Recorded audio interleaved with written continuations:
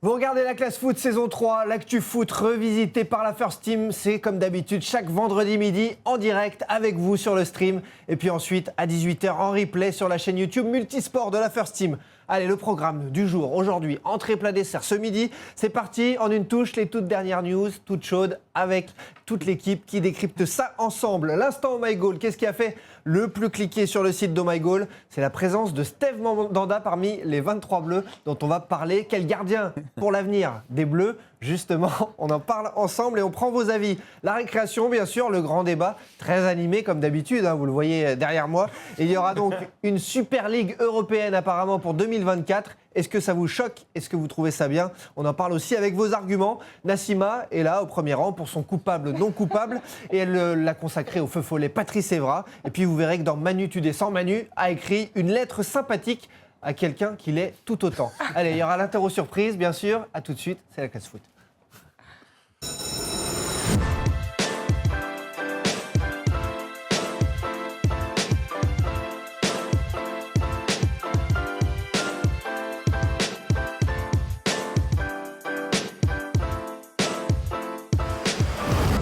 Salut tout le monde, c'est parti pour la classe foot à nouveau en direct comme chaque vendredi midi. On est ravis de vous retrouver. Entrez, venez au premier rang, venez nous suivre, venez discuter avec nous sur le chat, sur le stream. Ils sont en pleine forme cette semaine. Mes moussaillons sont là, la First Team est là, la famille est réunie au complet. Thomas est même là dans les parages. L'étincelante pépite d'LCI, Nassima Driouache, au rapport. C'est beau, ça va très bien. Et vous, moi, la forme de ouf. Je voulais juste souhaiter un joyeux anniversaire à Jean-Michel Aulas. À Jean-Michel Aulas, on va en parler de C'est Jean-Michel 70 Aulas. ans, voilà, c'est important. On chante, non? Est-ce que c'est pas un petit peu vieux pour toi quand même? Je suis fatiguée, je suis épuisée. Notre Lillois préféré après Raphaël Varane est là, parce que tu n'es pas champion du monde, désolé. Maxime Orbet. Ouais, Raphaël Varane qui est plus lensois que Lillois, pour le coup. Il est né à Lille, mais. Encore une faute de Wikipédia, ça. Il est né à Lille. Il est né à Lille. Mais très content de retrouver Nassima. J'étais content de vous retrouver, mais Nassima, c'est différent. Ah, c'est une autre classe, forcément. C'est vrai qu'il n'y a pas d'hôpital à Lens, c'est ça, et qui c'est pour ça que Putain, d'accord. Le seul, l'unique, l'homme de la FFF, vous l'avez entendu, la voix du national, Emmanuel Moine. Salut les amis, ravi de vous retrouver, c'était une belle semaine encore. Et enfin, le fantasque marseillais, le numéro 10 de ma team, Erwan Abotre. Aux couleurs de l'OM, frère. Merci en tout cas d'être toujours plus nombreux à nous suivre dans cette classe foot chaque vendredi. Et puis pour les débriefs Ligue des Champions, on revient au mois d'avril justement pour les débriefs live après les matchs de Ligue des Champions. Et avant de démarrer en une touche, je vous le redis, les amis, on a les écrans pour vous suivre, vos commentaires, vos messages. Vous êtes aussi chroniqueurs de cette classe foot, donc allez-y, donnez-nous votre avis et vos avis sur les réseaux sociaux de la First Team. Le foot, c'est un jeu collectif qui se joue en une touche. Les news, comme chaque semaine en une touche, on démarre tout de suite avec la première news. En cette période de trêve internationale, l'équipe de France a festoyé du côté de Clairefontaine. Mais pourquoi? Mais regardez, parce qu'ils ont reçu de bien jolies bagues de champions. C'était donc cette semaine à l'initiative de Paul Pogba qui les a fait importer depuis les États-Unis. On parle de 10-15 000 euros la bague quand même, s'il vous plaît. Alors, est-ce que ça vous plaît, cette initiative? Franchement, tu nous aurais pas dit que ça venait de Paul Pogba, on ne l'aurait pas deviné. Ça aurait pu venir d'Antoine Griezmann. En termes de mauvais goût, franchement, je pense qu'on est sur le summum de... Mais c'est Paul Pogba et puis Antoine Griezmann. Alors, c'est pas des bagues, alors c'est clairement inspiré de ce qui se fait en NBA quand les mecs sont champions. C'est pas des bagues qui se portent après en général, enfin si les ricains le font, mais c'est plus des objets que tu gardes. Bon après voilà, Paul Pogba toujours dans le côté ostentatoire, plus. Après c'est aussi peut-être se faire un kiff entre eux, ils ont quand même vécu une aventure extraordinaire et on sait qu'il est très fan de NBA, donc voilà, c'est une manière à eux peut-être aussi d'avoir quelque chose qui leur appartient, qu'ils ont créé. Donc voilà, moi je trouve ça plutôt marrant, plutôt mignon. Et voilà, c'est un truc voilà qui va les rattacher entre eux. Je pense qu'ils n'oublions pas que voilà, ils ont vécu une aventure extraordinaire, que c'était pas gagné d'avance, et que voilà, ils sont mine de rien, les gars sont champions du monde. Donc Paul Pogba, un bon capitaine, a fait quelque chose voilà qui les reliera à vie avec cette bague-là. Même si pour ceux qui ont une fin de carrière plus compliquée, ils pourront toujours les vendre, ça arrive. Non mais ça arrive. En NBA, il y a des mecs avec plus d'oseille qui ont vendu leur bague de champion. Donc on parie sur qui alors en fin de carrière qui va leur vendre là? Adil Rabi. Non. Facile. C'est incroyable, enfin, c'est un super cadeau pour lui en tout cas. Non, voilà, moi, qu'il a pas joué une minute. Merci d'être venu. moi, je trouve ça, voilà, je trouve le côté un peu cool. Après, voilà, ça amène une autre culture, ça, c'est une nouvelle génération. Puis on sait que maintenant, les ponts, les passerelles entre la NBA et le football Ouais. dans l'à côté se rapprochent de plus en plus. Et ce sont bien les joueurs qui ont payé cette bague. sûr. La FFF s'est contentée de 10 000 euros de frais de transport. Ah oui, pour les le Grec rapatrier. va mal mettre du cash pour... 10 000 euros quand même le Et transport d'ailleurs, des bagues. il y avait eu une petite polémique à l'époque, parce qu'ils avaient demandé si la FFF pouvait payer, et la FFF s'était opposée naturellement à ça. Et bon, derrière, apparemment, c'est Pogba qui a payé. Attends, parce que Griezmann devait payer, mais il n'était pas cité dans les payeurs cette semaine. Donc est-ce Ouais. qu'au dernier moment, il a fait le coup de la pince, tu sais, genre. Autre news en une coup de touche lapin. de cette semaine, les amis, le PSG sorti d'affaires alors que le journal L'Équipe annonçait régulièrement que le club parisien était dans la panade vis-à-vis du fair play financier. Il serait tiré d'affaire. C'est une décision rendue par le tribunal arbitral du sport. Un mot là-dessus. Ouais, bah, cette décision, elle est intéressante parce qu'elle montre aussi l'acharnement un petit peu des instances européennes, dû au lobby aussi des historiques vis-à-vis du Paris Saint-Germain. En fait, qu'est-ce qu'a retenu le tribunal arbitral du sport? C'est un vice de procédure. On rappelle qu'en juin dernier, le gendarme financier de l'UEFA, à savoir l'ICFC, c'est un petit peu technique, considérait que Paris était justement dans les clous du fair play financier. Je rappelle que les clous du fair play financier, c'est 30 millions de déficit sur les 3 dernières saisons.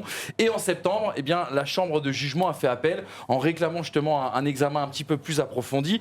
Sauf que le délai de 10 jours justement pour faire appel était largement dépassé et que le TAS donc a tranché en faveur du Paris Saint-Germain, donc sur simplement un vice de procédure. Attention, le PSG reste quand même sous surveillance parce qu'on va pas tarder à rentrer dans justement la fin des 3 ans depuis l'arrivée de Neymar. Ça arrivera dans une année bien évidemment. Et une autre question se pose, c'est qu'on sait que Paris a signé un gros contrat avec le groupe Accor, sauf que le groupe Accor est détenu à 10% par la société d'investissement du Qatar dans le monde entier. Et est-ce qu'on verra à l'avenir le fair play financier justement décoter ce contrat comme ça avait été le cas avec d'autres contrats pour le PSG? La réponse Et une nous info attend par rapport au fair semaine à play, venir. une info que j'ai eue cette semaine par rapport au fair play financier, le contrat de l'achat de Kylian Mbappé, en fait 180 millions d'euros, ça a été négocié par Paris en 3 fois, donc c'est sur 3 périodes de transfert étalées à 60 millions d'euros. Donc à chaque fois, c'est 60 qui partent sur 3 étés et non pas 180 d'un coup, d'où aussi l'explication de pourquoi Paris est dans les clous. Concernant... Enfin, l'achat, c'est LM, quoi. Ouais, c'est Ouais, ça. c'était Sans l'aime, frais. exactement. Justement, Erwan, tu parles, il y avait dans les commentaires, on vous suit, on vous lit, il y avait un message pour dire Oui, Erwan c'est a dit Lloris, que, le capitaine. voilà, a dit que Pogba était Mais capitaine. Pogba était le leader, voilà. C'est Mais ça que très je bien voulais- de corriger, bravo, C'est vous ça que je suivez voulais les gars. clarifier. En effet, il n'avait pas le brassard, mais c'était lui l'âme de l'équipe et du vestiaire surtout. C'est pour ça qu'il l'a appelé capitaine. Il n'y avait pas vraiment de faute là-dedans. Si, c'était une faute, il faut Non, le dire, ça, on quand n'est on pas fait faute. tatillon à ce point. Moi, frère. j'aime bien me faire corriger. Et enfin, on apprend des choses ce midi.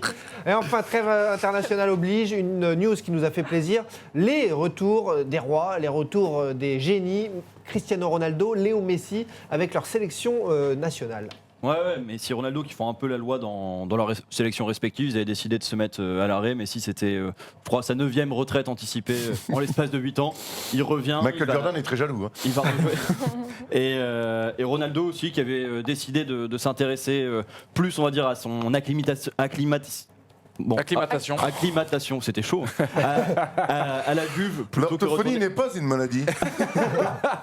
Et donc ils reviennent, c'est une bonne chose pour le foot. Hein. Déjà, t'imagines Messi, 31 ans, qui arrête en sélection après avoir rien gagné, c'est quand même compliqué pour son image et sa carrière. Donc bonne chose de les revoir, on est content. Par contre, il y a une chose qui est très étonnante, c'est qu'en Argentine, le retour de Messi a quand même posé question, et notamment les médias ont interrogé sur le fait que cette nouvelle équipe d'Argentine est très jeune et toute nouvelle, puisque je crois qu'il n'y avait aucun joueur sélectionné, bien sûr, avec l'Argentine qui avait participé aux 11 de départ, notamment contre la France. Et il y a justement eu une pluie de critiques et une question qui voulait dire, en fait, est-ce que le fait de faire revenir Messi ne va pas, entre guillemets, faire pécher, on va dire, le collectif de l'Argentine? Et je suis entièrement d'accord avec toi, Max, ça reste quand même une bonne nouvelle parce qu'il y a un énorme défi pour Messi en fin d'année. Il y a la Copa América au Brésil. Et si l'Argentine venait à gagner cette Copa América au Brésil, ça serait significatif par rapport à toutes les critiques. Et moi, le premier que je peux faire, comme toutes les autres mauvaises langues, sur le palmarès assez néant de Messi à l'international. Et pour Ronaldo, il y a aussi un défi, c'est que le Portugal n'est pas qualifié Ouais. d'office pour l'Euro. Et donc ils doivent se qualifier. Et mine de rien, les Portugais, il y a du boulot pour aller jusque là-bas. Et si tu défends pas ton titre, quelque part, ça fait tâche aussi. Les amis, ce n'est pas juste une émission de TV sur le chat. On est aussi en live avec vous, on lit vos commentaires parce que il y a une question de qui de Asimov Craft qui nous dit ça. Nous, on n'est pas juste des pantins qui ne vous lisons pas, on est avec vous pendant toute l'émission justement en direct. Et en plus, tu le disais Manu, il y a la Copa América, il y a la CAN aussi et il y a la Coupe du Monde féminine. Donc au mois de juin. Il va pas faire l'effort, mais si à la CAN, Non mais du coup, Il réfléchit. c'est pas encore prononcé. une opération, un truc, c'était à vite changer. De nos jours, ça peut aller vite. Mais en tout cas, tout ça pour dire qu'il y aura quand même vachement de l'actu foot au mois de juin-juillet et que surtout si la Copa América est au Brésil, oui, effectivement, s'ils peuvent faire la Coupe du Monde féminine 3 mois après, ça c'est sûr. Bon les amis, il y aura la récréation, il y aura le grand débat sur la Super League européenne pour 2024, le projet qui a été annoncé cette semaine sous forme de rumeurs, de lobbying. On va en parler, on va essayer de voir si c'est intéressant ou pas ensemble, avec vos arguments, avec vos idées. Et puis tout de suite, c'est l'instant Oh My Goal. Ce qui a fait le plus cliquer justement sur le site de Oh My Goal, c'est quoi? C'est la présence de Steve Mandanda chez les Bleus. Et oui, c'est le moment de parler des Bleus. Il y aura Moldavie-France ce vendredi soir, France-Islande au Stade de France lundi soir. Mais ce qui fait le plus parler chez les Bleus, oui, qualification pour l'Euro 2020. Ce ne sont pas des matchs amicaux, ce sont de grosses affiches en effet importantes. Mais ce qui a fait le plus parler, donc, Max, c'est cette histoire de gardien. Ouais, en fait, c'est pas exactement ça. Ce qui a fait parler autour de Mandanda, c'est son expulsion face au PSG, où il fait une sortie catastrophique. Il prend un énième carton rouge dans sa carrière. Je crois qu'en ce moment, il prend plus de cartons. Enfin, prend plus de cartons rouges que de clean sheet. C'est compliqué pour lui. Et du coup, la question qu'on se pose, c'est est-ce que Mandanda a encore sa place en équipe de France?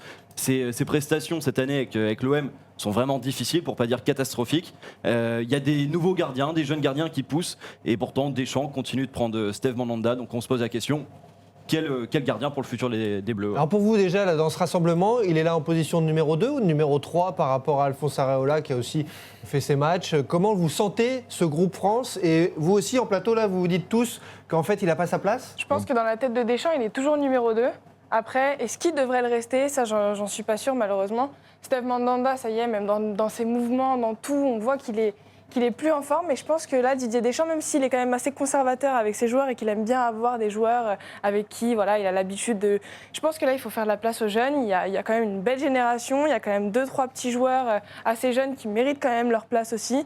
Donc je pense que ouais, Mandanda, c'est terminé, malheureusement. N'oublions pas que c'est un leader de ce vestiaire et qu'il a été très important aussi pour la Coupe du Monde, même s'il a très peu joué. Non, mais ok, dans ce cas-là, il a qu'à être assistant coach. Quoi, non, mais ce que je veux dire par là, c'est que c'est des coach mental. C'est des critères sur des compétitions internationales qui sont très importants pour Didier Deschamps. On le critique souvent aussi sur des pour compétitions internationales, tu vois. C'est vrai que c'est dans la prochaine, elle est dans 2 ans. Ouais, c'était exactement. Je ne défends pas Mandanda. Je viens apporter un autre regard. T'as le droit de défendre Mandanda.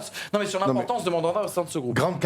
Grande carrière, vraiment, Mandanda, comportement exemplaire tout le temps avec les Bleus. Là, on se pose la question, est-ce qu'il a sa place en équipe de France? Moi, j'ai même, à Marseille, on se pose la question de savoir s'il a sa place encore dans le 11 titulaire de l'OM. C'est compliqué, il est en fin de carrière, on sait que c'est un mec en plus qui, au niveau de son physique, a fait des up and down. Alors, et dès qu'il n'est pas, Mandanda a toujours été condamné à être au top physiquement pour faire des saisons de haut niveau. Et c'est pour ça qu'il y a eu des saisons très compliquées et derrière des saisons très bonnes. Donc, aujourd'hui... Comment ce joueur, je me pose toujours cette question. Après, t'as des mecs physiquement... Comment ce joueur n'est pas accompagné plus alors qu'on sait très bien qu'il prend du poids Mais je crois que déjà on n'est pas... C'est un problème de famille déjà. Ils sont 5 gardiens dans la famille. Il y en a un tout jeune là d'ailleurs qui pousse, qui paraît-il très bon. Mais pour avoir vu évoluer les frères qui jouent un petit peu plus bas, c'est un problème de famille. L'hygiène de vie chez les Mandanda, ça n'a jamais été la base même. Ils ont peut-être besoin mentalement. T'as des mecs, nous avec Thomas, on a joué avec un mec au basket. Il bouffait des kebabs avant les matchs, il bouffait l'hygiène de vie catastrophique, il était comme ça, affûté, des plaques d'abdos incroyables et des pecs comme ça. Et il bouffait, mais j'ai rarement vu un mec bouffer autant de la merde. Et t'as des mecs, ils passent devant une boulangerie, ils prennent 1 kilo. Qu'est-ce que tu veux que je te dise? Après, c'est physiologique. Donc, il a toujours eu ce problème-là. Regardez Lukaku. Et puis maintenant, l'âge aidant, là, même s'il se fait des l'âge aidant. Voilà, je crois un gardien à 33, c'est pas non plus cata. Oui, mais ça fait quelques années déjà qu'il est dans le creux de la vague. Moi, je sais pas, j'ai l'impression que depuis son départ à Crystal Palace, il est jamais revenu. Il a du mal quand même à enchaîner. Là, il a quand même du mal à enchaîner les grosses prestations. Son retour à l'OM ici, je me souviens l'année dernière à Nice, il a des bons passages. Mais putain, c'est compliqué. Et puis je crois qu'aujourd'hui, il faut ouvrir la porte à d'autres gardiens. Et on va en parler, qui poussent derrière surtout. Ton Quoi. œil de gardien, toi, Max, sur les prestations de Mandanda, à Marseille, il reste quand même indéboulonnable, alors que Rudy Garcia a viré des Payet. Non, il est indéboulonnable pour Garcia, parce que derrière, tu as Yoann Pelé qui mais qui est sert pas de ses bras. Donc, qui n'est partir pas de là, extraordinaire, c'est compliqué. non plus, donc il n'y a pas énormément de choix. En tout cas, quand je vois dans les commentaires, même les supporters marseillais en ont marre de Mandanda. Donc pour moi, sur ces prestations de il est gardien. très respecté et apprécié au club, hein. Même chez les supporters. Mais fin de cycle, quand c'est une fin de cycle, c'est une fin de cycle. Je suis très curieux de voir ce qu'ils vont faire avec cet été. Personne, c'est déjà tranché. Hein. Personne ne remet en cause ça. Et même, je pense que ça pourrait desservir sa fin de carrière de continuer à espérer de jouer au haut niveau. Et on garderait malgré tout une image négative à cause de ça, alors que sa carrière est immense et il faut la respecter. Mais comme tu dis, Erwan, il y a des mecs qui poussent derrière. Il y a Benjamin Lecomte qui revient souvent. On se dit Stéphane Ruffier pourrait revenir. Moi, il y a surtout un mec qui s'appelle Mike Maignan, que j'apprécie beaucoup. Je le suis tous les week-ends à Lille depuis 2 ans, pardon. Et c'est un mec qui est extraordinaire. Vraiment, d'un point de vue gardien. Sauf si on fait une dictée, mais bon, ça rentre pas en ligne de compte. Ça rentre pas en ligne de compte quand on est gardien de l'équipe de France. Il avait été surnommé le nounours, lui, par les joueurs du Paris Saint-Germain quand il était au PSG. Ouais. Parce que c'est un mec hyper gentil et hyper attendrissant, donc il avait été surnommé le nounours. C'est pas le mec le plus mature du vestiaire. Par contre, d'un point de vue qualité intrinsèque, il est extraordinaire. À tête incroyable. Il est bon des 2 pieds. Dans les sorties aériennes, il est excellent. Sur sa ligne, vraiment très bon. C'est un gardien de très haut niveau qui enchaîne les bonnes prestations. Numéro 1 dans les notes de l'équipe cette année. Et je pense que il a 23 ans, c'était longtemps le gardien des espoirs. C'était peut-être le moment d'aller le chercher pour le récompenser de sa bonne saison. Alors, selon vous et selon toi, ce Mike Maignan reste loin de l'équipe de France parce qu'on n'a pas l'impression que. Je suis pas sûr que ce soit si loin. On n'a pas l'impression pour l'instant que.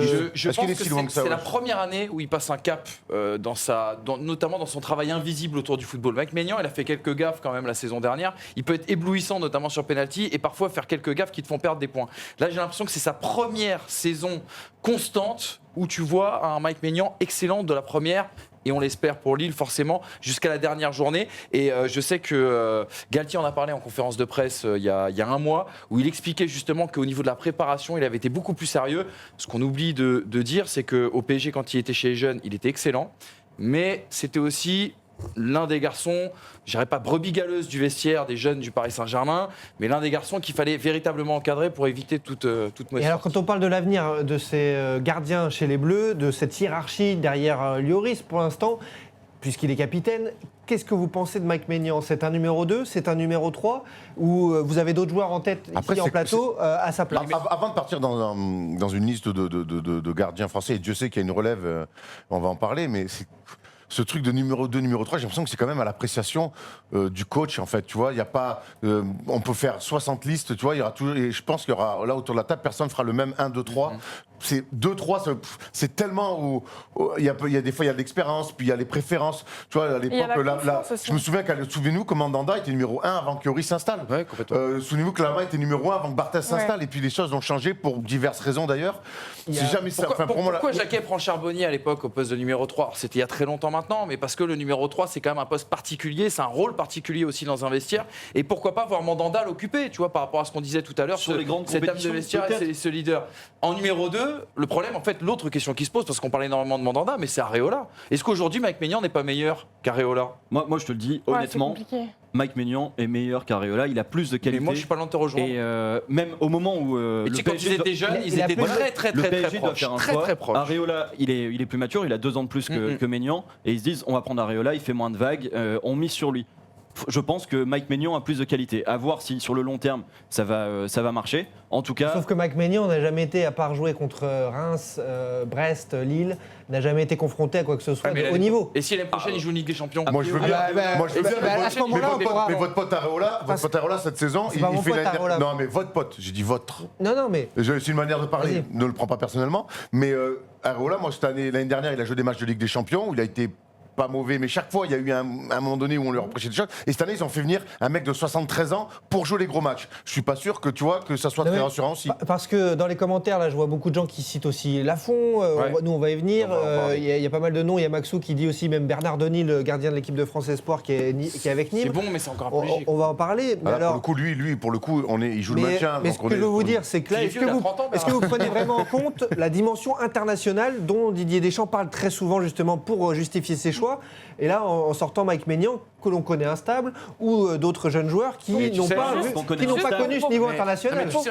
Pour prendre le cas justement d'Alban Lafont, il a quand même 20 ans. Il est en train de jouer à la Fiorentina. Il a des stats, 24 matchs, 30 buts encaissés, 7 clean sheets. C'est quand même un jeune très prometteur quand même. Donc lui aussi, je pense qu'il faudrait le prendre en compte, malgré le fait que je reste sur le fait qu'il a été relégué sur le banc lors des derniers matchs avec la Fiorentina. Il faut quand même le prendre en compte.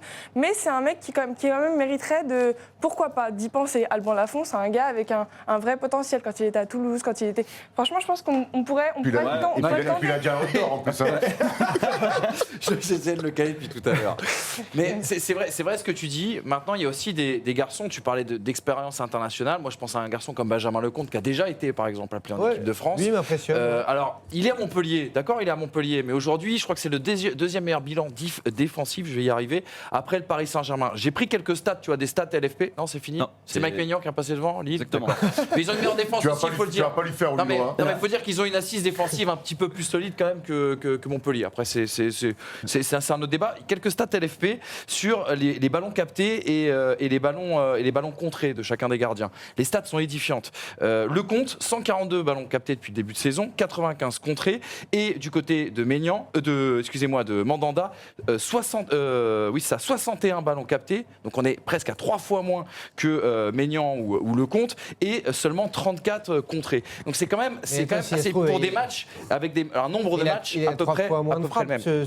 Ça dépend aussi s'il y a moins de frappes. Bon, on arrive à la fin de saison, si tu veux, ils ont tous croisé à peu près les mêmes équipes. Ils ont à peu près joué en plus le même 2 matchs. Ça montre bien qu'il y a quand même un problème de légitimité sportive autour de Mandanda. Et juste pour finir sur Lecomte, c'est quand même un mec qui est archi constant, archi complet dans tous les domaines de jeu. Et en plus de ça, c'est quand même un mec qui risque de changer de club cet été. On parle de l'OM, peut-être un départ aussi à l'étranger où il n'y a plus de gardien français ou presque, à part l'exception que tu nous as cité, Nassima. C'est peut-être un garçon sur lequel il va falloir compter. Pour revenir sur Mike Maignan, j'ai l'impression quand même que c'est lui qui a les qualités modernes du gardien. Parfait, j'ai envie de dire. Il est grand, c'est le plus athlète de tous. Et je crois que c'est un mec qui a déjà, mine de rien, on parlait du vécu international qui est presque néant pour lui, mais il a vécu une saison dramatique la saison dernière comme tous les Lillois. Il en est ressorti, j'ai l'impression, comme tous les Lillois, très fort. Et je crois que faut leur laisser le temps parce que c'est un poste quand même très compliqué et la moindre erreur, demande à Buffon, eh ben, tu passes tout de suite, on oublie beaucoup de choses, surtout quand elles sont bonnes, et ben, on retiendra que les merdes.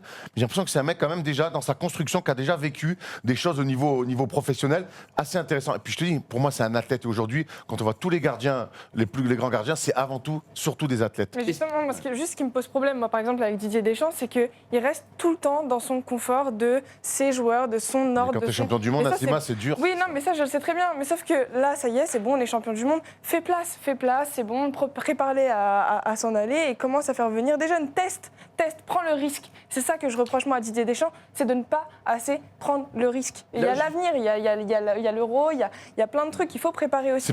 Après, c'est pas un mec qui prend des risques, Didier Deschamps. Enfin, bah oui, mais c'est ça.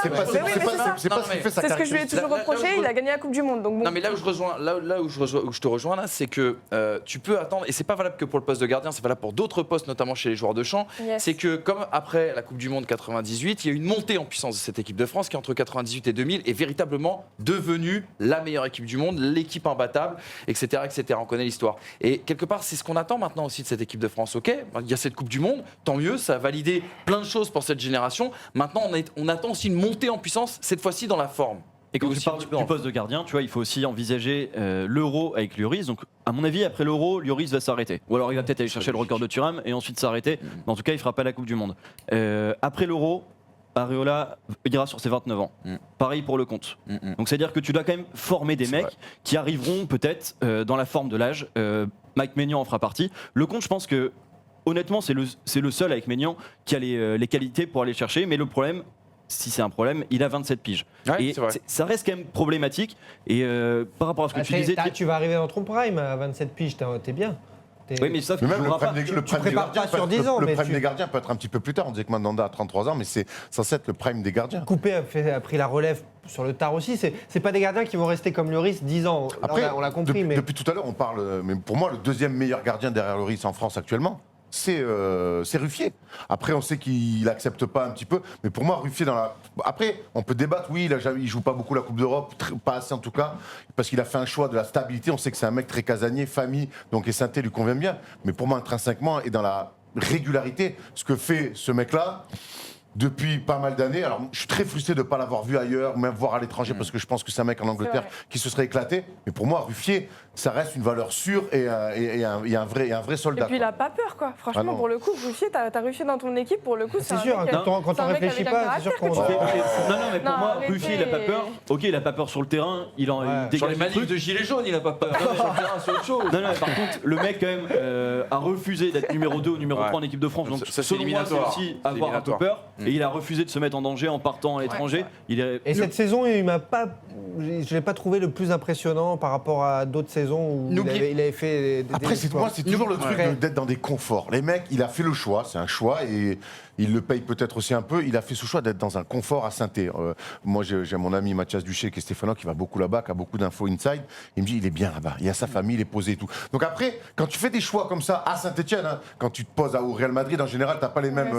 mais quand tu te poses à Saint-Étienne, qui est un club qui joue la Coupe d'Europe une fois tous les 4-5 ans, quelque part aussi, tu te prives du très haut niveau. Voilà. Après, ce poste de gardien, il ne faut pas oublier une chose, c'est qu'il est politique aussi. C'est le poste le plus politique dans le football. C'est-à-dire qu'on ne te juge pas uniquement sur tes qualités intrinsèques ou sur tes performances, mais aussi également à ce que tu peux apporter dans un groupe, et notamment lorsque tu es sur le banc ou lorsque tu es sûr de ne pas jouer.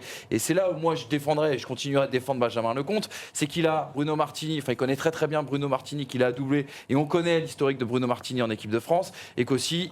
C'est quoi l'historique de Bruno Martini en équipe de France? En tant qu'entraîneur des gardiens, en tant qu'entraîneur des gardiens, parce qu'en tant que gardien lui-même, il ne m'a pas régalé. Je suis entièrement d'accord avec toi, mais en tant qu'entraîneur des gardiens, il a passé beaucoup de temps. Autant pour moi, Mandolo. Non, mais je sais que beaucoup de respect dans cette émission.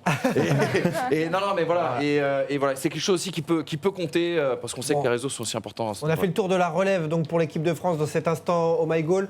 Il y a des choses qui vous ont étonné, choqué, des mots des gardiens. Là, il y a toute une liste dans le chat qui ressort. Il y a beaucoup de Lafont. Il y a pas mal de noms comme ça qui reviennent chez vous dans vos commentaires.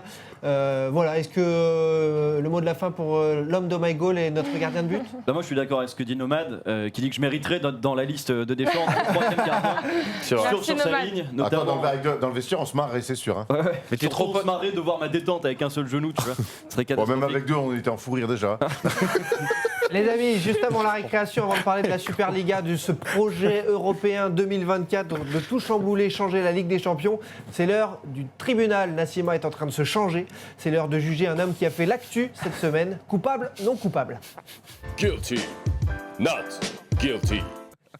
Tiens, Nassima, tu avais envie de parler de l'homme de la semaine, celui qui a fait jaser. Justement, cette semaine, c'est un procès très clivant pour une personnalité très clivante puisqu'il s'agit de Patrice Evra. Alors dans un premier temps, je tiens, avant de commencer ce jugement, à vous signaler que le tribunal de la classe foot est un tribunal où règne la neutralité. Il ne s'agit pas ici de porter donc un jugement sur la personne qu'est ou représente Patrice Evra. C'est pourquoi je vous demande, messieurs autour de la table, de faire abstraction au maximum de vos propres opinions sur Patrice Evra et de ne juger les faits et rien que les faits. Alors justement, parlons des faits. En début de semaine, une vidéo a largement été relayée sur les réseaux sociaux. Une vidéo que nous avons choisi de ne pas vous diffuser tout simplement parce qu'elle ne colle pas avec notre... C'est Thomas le dernier cut. avec notre vision de la chaîne. Donc cette vidéo, on y voit l'ancien international français, complètement dérapé à tel point que des insultes homophobes aient été proférées à l'encontre des joueurs du Paris Saint-Germain. Alors justement, avec cette vidéo, Patrice Evra est-il coupable ou non coupable d'être allé beaucoup trop loin? Pour répondre à ma question, j'appelle désormais à la barre Maître Khalid, l'avocat de la défense. On vous écoute. Pour moi, Patrice Evra, il est coupable d'une seule chose. Il est coupable d'avoir effectivement adressé aux joueurs du PSG des insultes homophobes et sur lesquelles il lui appartient de s'expliquer et de s'excuser. Je pense que cette confrontation entre supporters, c'est une joute verbale qui est classique, traditionnelle si j'ose dire. Que ça plaise ou non, malheureusement ça fait partie un petit peu du game de supporters. On se charrie sur les terrains, on se charrie en dehors, on se charrie aujourd'hui sur les réseaux sociaux. Puis on connaît Patrice Evra, c'est un personnage qui est fantasque sur les réseaux sociaux. Donc là c'est parti un petit peu en cacahuète parce qu'il est parti un peu loin, même un peu trop loin. Mais on va dire que ça se situe dans la tradition de joute verbale, quoi. Juste, je vais répondre juste une seconde à un commentaire dans le chat. On est en direct avec vous, c'est la classe foot. Sachez que nous sommes en replay sur la chaîne YouTube First Team Multisport parce qu'on nous demande si Sidney Govou est là ce midi. C'était la semaine dernière, donc l'émission est disponible. Il n'y a pas de souci, Sidney Govou était là et on s'est bien amusé. C'était l'émission de la semaine dernière. À toi, Nassima. Alors justement, Maître Khalid, concernant les insultes homophobes, le Paris Saint-Germain a publié un communiqué dans lequel il condamne fermement les injures à caractère homophobe proférées par Patrice Evra. Et ce dernier s'est empressé sur Twitter de publier une vidéo dans laquelle il s'excuse en anglais. Aussi surprenant que cela puisse paraître, ça dure 1 minute, c'est en anglais, et il déclare « Je ne suis pas homophobe, j'aime tout le monde, donc si j'ai blessé quelqu'un, je m'excuse, mais vous savez que ce n'est pas mon intention ». La parole est désormais à l'avocat des parties civiles, Maître Cédric, on vous écoute. Malgré tout le respect que l'on peut avoir pour ce joueur, je pense que sur ce coup-là, Patrice Evra est indéfendable. Pour moi, c'est quand même ras des pâquerettes. C'est du même registre que le clash entre Booba et Karis, ou les Ch'ti Mykonos. Enfin, ça tire pas le foot vers le haut. Ça renvoie encore à l'image du supporter bourrin et ça ternit à l'image du foot. Je pense que même la Fédé devrait lui taper dessus par rapport à ça. Un joueur de ce standing qui a été capitaine de l'équipe de France, qui a joué dans les plus grands clubs, honnêtement, il n'a pas besoin de ça. Alors justement, messieurs, avant de rendre mon verdict, j'aimerais entendre vos avis sur le joueur et ses nombreux dérapages. Qu'est-ce que vous en pensez? Aidez-moi à faire un jugement. Déjà, tu as dit le joueur. Je pense qu'en droit, il faut bien nommer les choses. Patrice Evra n'est plus un joueur de foot. Pardon, monsieur. C'est une Instagrammeuse. Ouais. Une C'est un Instagrammeuse. clown qui, du coup, est largement coupable, selon moi, et qui mériterait de se taire à tout jamais. Moi, je pensais qu'il avait arrêté sa carrière après Naïsna 2010. J'apprends qu'il existe encore. Écoute, non, honnêtement, il y a rien à.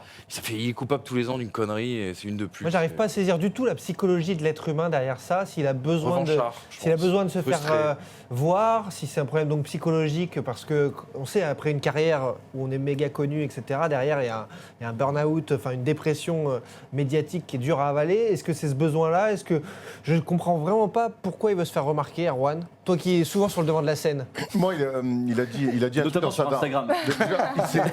Il s'est excusé d'ailleurs en anglais de ce qui prouve bien qu'il chie complètement sur ce que peuvent penser les Français de lui. Puis dans sa vidéo excuse, il dit mais les gens parlent de moi, pourquoi ils parlent de moi? Il n'a pas tort en fait quelque part. Pourquoi on relaie, pourquoi on parle autant de lui? Alors moi j'ai décidé par rapport à Nassima, mais elle le savait. Moi j'ai pas parlé de ce mec-là, c'est plus un joueur de foot. Il n'apporte plus rien au foot. Il est pas consultant parce qu'on rappelle pendant la Coupe du Monde en Angleterre, il a été élu le pire consultant pendant la Coupe du Monde en Angleterre. Il veut pas être consultant et tout, il veut juste faire du. Pour moi c'est une Instagrammeuse. C'est toi qui connais le trash talk en NBA. Est-ce que c'est pas du trash talk de foot? C'est pas du trash talk que ça. Il trash talk que qui pour moi aujourd'hui c'est un mec de télé-réalité. Donc aujourd'hui on est là pour parler de tout. Donc moi je me prononce même pas sur ce mec qui, voilà, c'est plus un footballeur, il n'a plus rien à voir avec le foot. Voilà, qu'est-ce que tu veux? Moi, j'ai rien à dire. J'ai plus rien à dire sur ce mec-là. Quand il était à Marseille, on parlait de foot. Alors, j'aimais pas. Quand il était en équipe de France, je l'ai aimé, défendu par moments parce ça a été quand même un mec qui a apporté des choses.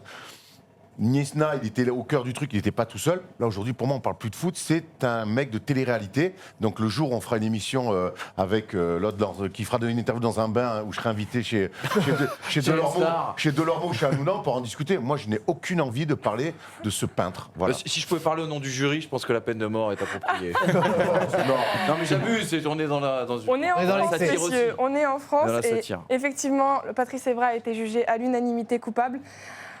On estime qu'un joueur ayant eu un parcours professionnel de haut niveau se doit de faire preuve d'un minimum d'exemplarité et son dérapage n'a rien d'unique malheureusement puisqu'il y a évidemment récidive et c'est pourquoi le tribunal de la classe foot a pris la décision un peu radicale de demander aux institutions compétentes de réagir en coupant définitivement les réseaux sociaux à Patrice Evra. Merci beaucoup. Une peine de mort médiatique. On lui refoule la 3G. On lui refoule la 3G dans la mer. Mais surtout, je crois qu'il faut arrêter de parler de ce mec-là. Oui.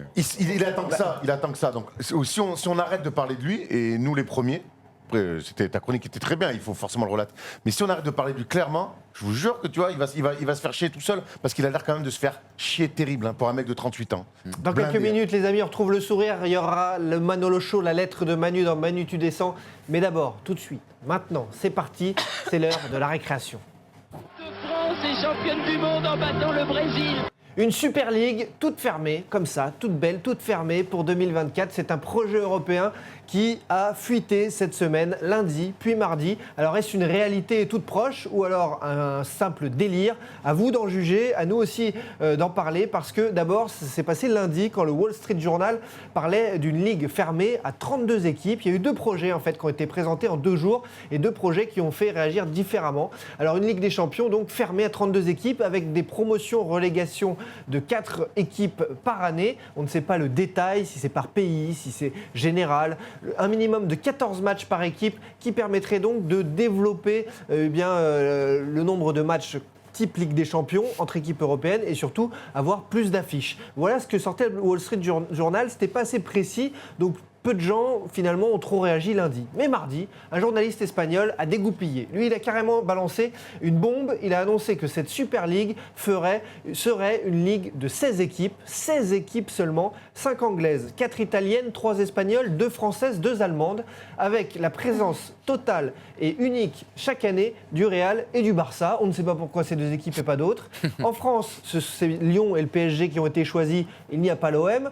En Angleterre, il y a 5 équipes, mais pas Tottenham. Il n'y a pas Châteauroux. Grâce à Michel Denisot. Et vous le voyez, les championnats décalés au mardi et mercredi avec ces matchs de Ligue des Champions nouvelle formule le week-end. Voilà pour le topo, parce qu'il fallait faire le topo pour vous rappeler un petit peu ce qui a été dit. 900 millions d'euros aussi à se partager en butin droit télé imaginé pour 2024, alors que si on revient 5 ans en avant, on n'aurait pas pu imaginer les droits télé d'aujourd'hui. Donc c'est assez bizarre, mais en tout cas c'est sorti, et c'est soi-disant sorti des réunions qui ont eu lieu en début de semaine au sommet de la FIFA, de l'UEFA. Voilà, donc première question d'abord, est-ce que ce tour de table, est-ce que ça vous choque, cette annonce? Est-ce que vous y croyez?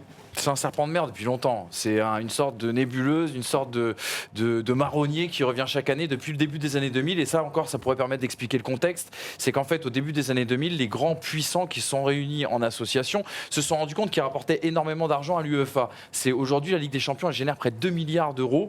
Et les clubs se disent, mais qui permet à l'UEFA de gagner autant d'argent? Eh bien, c'est nous. Et donc, la tentation pour ces clubs-là, c'est aussi peut-être à un moment donné de sortir du système ou de contraindre l'UEFA, en tout cas, à appliquer un système qui serait plus intéressant pour eux et où ils seraient aussi beaucoup plus rémunérés.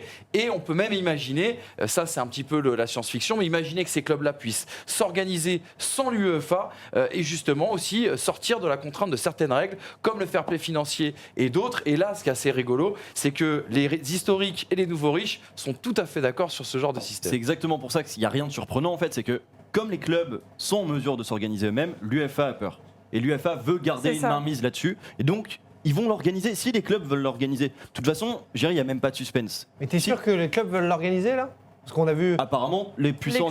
C'est en discussion depuis 20 ans. Le fameux cartel avait déjà proposé cette histoire de Super League privée, etc. Et l'UEFA, pour contrebalancer et pour balancer, justement, pour leur donner un peu raison, a proposé cette idée de la Ligue fermée. Qui est quand même, qui est pour moi qui a quand même un côté discriminatoire. C'est quand même assez moche. Ça laisse. Après, pour moi, la Ligue des Champions, c'est pas non plus la Coupe de France. C'est vrai, on n'a pas le petit pousset souvent qui. Ouais, mais pourquoi? Enfin, je te laisse finir et on dira pourquoi. Parce que c'est lié tout ça. Parce que c'est le lobbying de ces grands clubs. Et que c'est le foot business qui si on parle de ça aujourd'hui, c'est pas non plus innocent. C'est qu'en 2021, il doit y avoir une nouvelle formule de la Ligue des Champions. Et que du coup, pourquoi ce sujet réapparaît? Parce qu'on est en plein lobbying des grands clubs vis-à-vis de l'UEFA pour aller encore plus loin que ce qui a déjà été fait. C'est-à-dire notamment plus de place pour les grands championnats ou toutes les dernières réformes qui ont été mises en place. Excuse-moi. Non, mais à noter aussi surtout qu'ils veulent passer aussi les championnats à 16 équipes. Du coup, ce qui libérerait aussi du temps et des matchs, du coup, vu que je voyais des gens qui demandaient, et du coup, comment on va gérer tout ça. Mais du coup, ouais, c'est... Après, c'est moche, je trouve ça. Moi, personnellement, je trouve que on est en train de tuer le football petit à petit. Alors après, on va me parler d'évolution, on va me dire, oui, il y a la VAR, il y a la Coupe du Monde à 48 équipes, etc. Mais franchement, est-ce que c'est ça le foot, quoi? Où on va atterrir? Qu'est-ce qu'on va C'est pas ça le terminer? foot, par contre, c'est ça le business. Exactement. Bah oui, c'est ça le business. C'est moche parce que le foot, c'est quoi? C'est tu prends ton ballon, tu vas jouer dans la rue. Non, mais ça, c'est fantasme. Aujourd'hui, non, mais je suis d'accord, j'entends ce que tu dis, mais je pense qu'aujourd'hui, les grands clubs veulent créer ce qui se fait déjà aux États-Unis, et les mecs sont pas fous. C'est l'exemple typique de la NBA, cette grande ligue fermée, et les mecs en NBA, c'est la ligue qui génère le plus d'argent au monde. C'est l'entreprise qui génère le plus d'argent au monde, la NBA. Et les mecs qui sont pas fous. L'UEFA, ils grattent beaucoup d'oseille, et les grands clubs se disent, mais attends, nous on a de l'argent, on va en faire encore plus. Aujourd'hui, c'est des politiques de riches pour les riches. Mais c'est comme dans la vie d'aujourd'hui, hein, c'est la ça. politique de Macron. On va Sauf pas. que je trouve de toute qu'avant, on le ressentait moins, tu vois. J'ai mais l'impression que là, plus le temps passe, mais on plus va on là-dedans. commence à De le toute façon, on sentir, sait tu très bien vois. que les gens qui ont le pouvoir, c'est les riches et que les choses qui sont mises en place sont pour les riches. Et oui, les mecs qui rêvent de voir peut-être Lille cette année finir 3e jouer la Ligue des Champions, profitez-en parce que je pense que dans 10 ans, parce que ça arrive comme dit Manu depuis les années, chacun on en parle, on va y arriver à cette Ligue fermée. Et moi, ça m'emmerde parce que finalement, les mecs, on va se retrouver avec des équipes qui jouent le maintien en Ligue des Champions. Justement, il y a Fab Laka dans les commentaires. Non, mais ça va pas. Ça, Tu vas on est répondre. pas peur. C'est juste qu'on n'est pas habitué. Tu vas répondre, Max, parce qu'il y a Fab Laka qui le dit, c'est plus du sport, une petite équipe n'aura vraiment plus les moyens de grandir. Donc ça, vous y croyez aussi au fait qu'il tue tout le reste des équipes les de chaque championnats zone. domestiques. Ou pas forcément parce que. Ah bah si. Mais non, En tout cas, non. Un championnat domestique comme la France va mourir. Ok, pourquoi Puisqu'aujourd'hui, ce championnat dépend Non, des non, droits mais- télé et que les droits télé vont s'effondrer. En quoi il va obligatoirement. mourir en fait? Il va mourir sur son développement européen.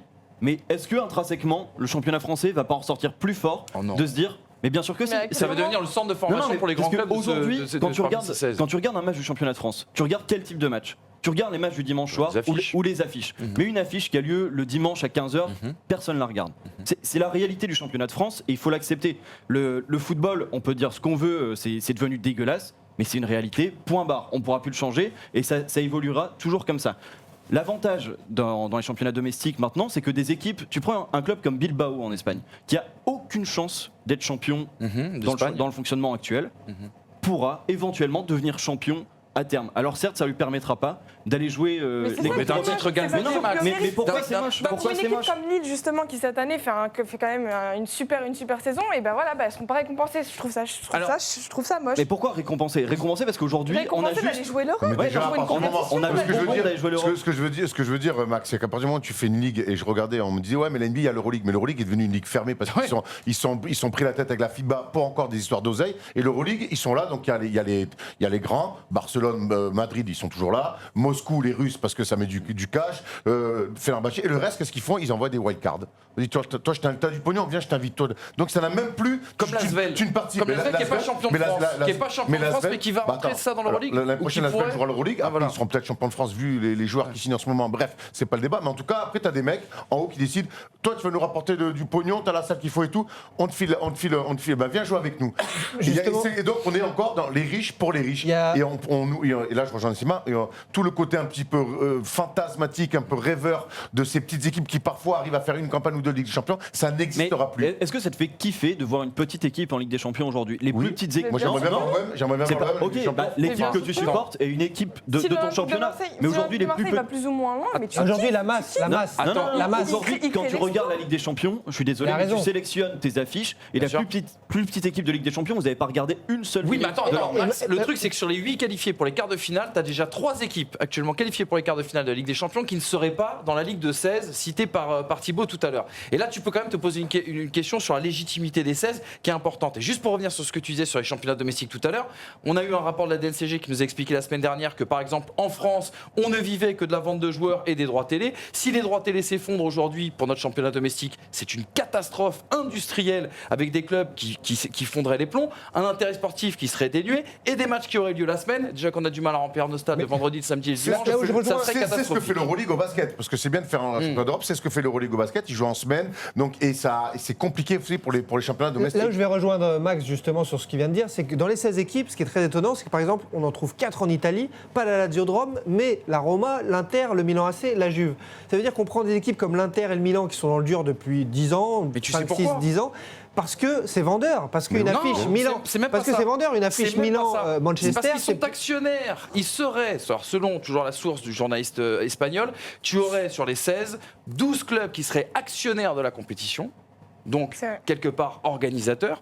Et tu en aurais 4 autres qui seraient invités. Là, l'exemple de la wildcard, un petit peu que tu expliquais pour l'Euroleague. Et là, quelque part, ça... si tu veux, ça fausse aussi. Tu peux avoir aussi une question un peu d'ordre moral, un peu d'ordre sportif, à savoir est-ce que ça peut pas Qui fausser paye les cette arbitres compétition. Mais quelque Mais part, justement, est-ce que ça peut à pas l'arrivée. Mais alors, désavantager justement, nous, là, on va mettre les commentaires qu'on a récupérés hier sur le compte Twitter de la classe Je veux foot, bien parce te prendre celui-là. qu'on s'est posé la question, les amis, ensemble, on s'est dit, mais qui a des arguments positifs, favorables à cette Super League ? On s'est dit, on vous pose la question. Et donc, il y a Benjamin notamment qui nous dit des énormes équipes qui s'affrontent chaque semaine. Ça peut nous donner un nombre de grands matchs hallucinants, donc du régal. Et alors que des oppositions dans les championnats entre équipes de merde, je le cite, c'est une branlée. Et voilà, on s'en fout. Et Je ça veux va bien très vite. réagir à ça. Vas-y. Je veux bien réagir à ça. La Ligue des Champions, ce qui nous tient en haleine, on attend la Ligue des Champions, c'est un peu la rareté des choses. C'est ça. Je crois que si chaque semaine, on a 7 affiches énormes de Ligue des Champions, et regarde la NBA. La NBA, au final, la saison est très longue, certes, est très très longue, mais finalement, qu'est-ce qu'on attend? On attend tous ces playoffs parce que je pense que si on met s'il y a 3-4 affiches par semaine de grosses équipes européennes, eh ben, je crois qu'on va se lasser parce qu'on se lasse de tout. Et je te vois dire non, Max, je te jure qu'on se lasse de tout. Je vais te donner un contre-exemple, c'est qu'aujourd'hui, quand tu as une affiche de Ligue 1 et tu as un Manchester-Liverpool en première ligue, les gens ne regardent pas l'affiche de Ligue 1 et regardent le Manchester-Liverpool. Non, tout le temps. pas du tout. Alors, pas du tout. Ben là, tu peux comparer les audiences, ça n'a rien à voir. C'est les audiences de la première ligue. Ça dépend où vous Non, pas placez. du tout. Manchester-Liverpool va être forcément plus regardé à l'international qu'une Bien équipe sûr, de Ligue 1. je te parle en France, c'est une cata la première ligue, les audiences. Donc, oui, mais pas parce que RMC c'est pas simple à avoir. Non, mais même à l'époque de Canal, ça n'a rien à voir. Ce que je suis en train de dire, c'est que le fantasme de dire on aura 7-8 affiches de très haut niveau européen chaque semaine. Vous allez voir après finalement, et puis tu verras qu'au bout de 2 ans, tu diras non mais c'est Milan, c'est Milan, Atletico Madrid, non mais ils jouent le maintien en Euro, totalement. en Ligue des Champions. Et ça sera le moment de trouver une refonte. Moi je regardais les réactions au moment où ils ont fait toutes les réformes de la Ligue des Champions. Vraiment, les réactions étaient négatives parce que de toute façon, on n'aime pas le changement. Et en France, c'était négatif. Non, parce qu'en Italie, ça les avantageait. En Espagne, c'était très content. En Angleterre, ils m'avaient l'air aussi très content. Certes, vous avez 4 équipes qualifiées d'office. Mais quand tu réfléchis, si tu te dis, tu pars du postulat, le foot, ça sera du business. Mais et ça sera du spectacle. Il y a tout à l'heure un mec dans les commentaires, je sais plus comment il s'appelle, qui dit business égale entertainment. C'est exactement ça. Si c'est du business et qu'on n'a rien, on peut rien changer. Il faut juste l'accepter. Maintenant, ayons quelque chose de spectaculaire. C'est très radical, par contre. Après, moi, je suis pour le changement, je peux faire des choses. Mais c'est très radical, je trouve. Mais c'est là où j'ai un doute sur l'entertainment. Le parallèle qu'on fait et que tu fais à juste titre depuis le début, c'est avec la NBA quelque part. Alors la NBA, oui. Tu as cette concentration de moyens financiers, de puissance financière qui te permet d'avoir tous les meilleurs joueurs, et puis après tu as une notion aussi culturelle, mais qui permet d'avoir tous les meilleurs joueurs de la planète. Mais il y a quand même une chose, et moi je ne suis pas un grand spécialiste NBA, ça ne m'intéresse pas des masses, mais je sais que vous, ça vous... je sais que vous, ça vous passionne et que vous en parlez très bien. Mais ce que je veux dire par là, c'est qu'il y a aussi une refonte, si je ne dis pas de conneries, il y a une refonte aussi des règles par rapport au basket pratiqué en Europe. Tu as des règles qui visent à tendre vers plus d'entertainment aussi. Alors, ce n'est pas uniquement qu'une refonte comme ça qu'il va falloir faire, il va falloir aussi aller un petit peu plus loin. Dans ce qui est proposé aussi, ce que je trouve dommageable, c'est le manque de prise en considération du fait que le foot est un sport populaire à la base, c'est pas un sport élitiste, donc il y a mine de rien, il y a une base de fans qui a besoin de voir des matchs, pas forcément sur des chaînes payantes. Et là, dans une Ligue à 16, on exclut le Portugal, un peu l'Allemagne qui n'a que 2 représentants aussi, alors que c'est quand même un très bon championnat. Une grande nation de foot. Une grande nation de foot, tout à fait. Et c'est là où j'ai l'impression qu'on se coupe du vivier de gens. Et c'est là où aussi je pense que tu te trompes, parce que pour moi, la première ligue, c'est l'effet Arte. C'est l'effet Arte. Tout le monde dit c'est génial, mais personne ne regarde. Mais tout le monde en parle. Mais quand tu vois les audiences, quand on m'a dit ouais c'est RMC, vous avez raison. Mais déjà à l'époque de Canal+, quand tu diffusais un Arsenal-Liverpool à 18h le samedi, t'avais personne, t'avais 200 000 personnes. Mais tout le monde cherche à en parler. Moi, tu vois, ce que je veux dire, c'est que t'as l'effet de proximité. Je finis juste là-dessus. C'est l'effet de proximité. Pour moi, le foot, c'est qu'on a besoin d'être proche d'une équipe, donc près de nous. Exclure le Portugal, c'est une catastrophe, juste pour faire la première. Surtout quand on voit les résultats des Portugais par rapport aux Français en Ligue des Champions depuis 20 ans. Prend Tottenham en quart de finale, ils n'y sont pas. Oh My Goal a été créé parce que la télé est en train de crever et du coup on s'est positionné sur les réseaux sociaux. Tu me donnes les frissons, gros. Non, mais ce que je veux dire, c'est qu'aujourd'hui, nous on travaille sur différentes audiences à l'international. Ces audiences-là, c'est ce que la Ligue des Champions, l'UEFA, va aller chercher. En fait, ils veulent aller chercher l'Asie, ils veulent aller chercher les États-Unis pour que eux, ils ont du fric à mettre et ils mettront du fric. Ces audiences-là, peut-être ils regardent pas tous les matchs, mais en tout cas, tu vas leur parler des championnats domestiques, ils s'en foutent. Eux, c'est les gros clubs, c'est les gros noms, et ils cherchent ça, ils sont prêts à mettre du fric là-dedans. Et aujourd'hui, je pense que la consommation des Français de la NBA est un peu née de ce prisme-là. La NBA a su se vendre à l'international, et c'est pour ça qu'aujourd'hui, les Français préfèrent regarder la NBA que la Pro A, par exemple. Est-ce que ce sera la forme définitive là, sur quoi on est en train de débattre, etc. Ça, j'en sais rien. Je ne suis pas sûre. Je pense que ça va peut-être bouger, surtout sur les relégations, etc. Maintenant, je voyais le tweet tout à l'heure qui disait ça va nous permettre de regarder des grosses affiches, etc. Alors, certes, mais je rejoins Erwan sur ce qu'il disait tout à l'heure, mais pour moi, la Ligue des Champions, c'est un truc que tu attends. C'est un truc que tu as hâte de voir. C'est pas un truc auquel tu veux t'habituer. Et je le rejoins sur le fait de se lasser. Mais tous les week-ends, tu as une affiche de ouf. Du moins, très souvent, tu as des affiches de ouf.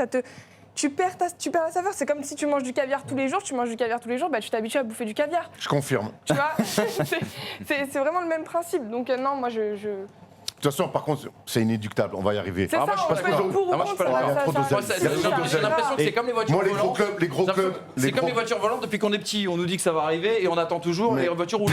Moi, je veux dire, ça va. C'est exactement ça. Ça va arriver parce que pas les voitures volantes. Ça va arriver parce que l'UEFA se gaffe beaucoup trop et les gros clubs ils commencent à dire Bien bon, sûr, vous avez besoin mais bien de- sûr.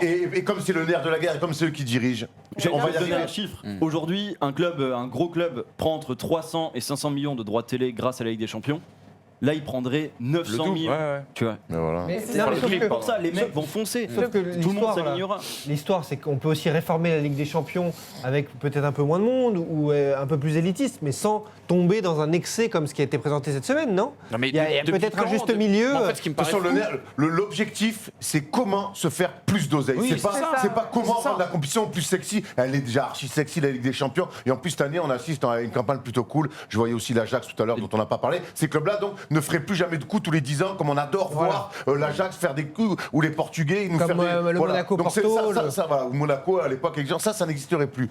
Mais le nerf, on s'en fout, ils veulent pas réformer ça pour ça, les mecs. Ils veulent juste prendre le maximum C'est de ça. blé. Exactement. Et c'est ce qui va se passer. On est dans Le- la logique du foot populaire aussi dans la logique de l'oseille. Dans la logique du foot populaire, dans la logique de la Coupe d'Europe peut avoir un accès à tout le monde. Il y a l'Europa League, ils ont créé l'Europa League. Le résultat, personne ne la regarde, les stades sont pas remplis. Mais peut-être Donc- que pour le coup, le seul truc pourtant, positif, elle est c'est que ça rendrait l'Europa League beaucoup plus sexy et intéressante, comme à l'époque de la Coupe de l'UEFA.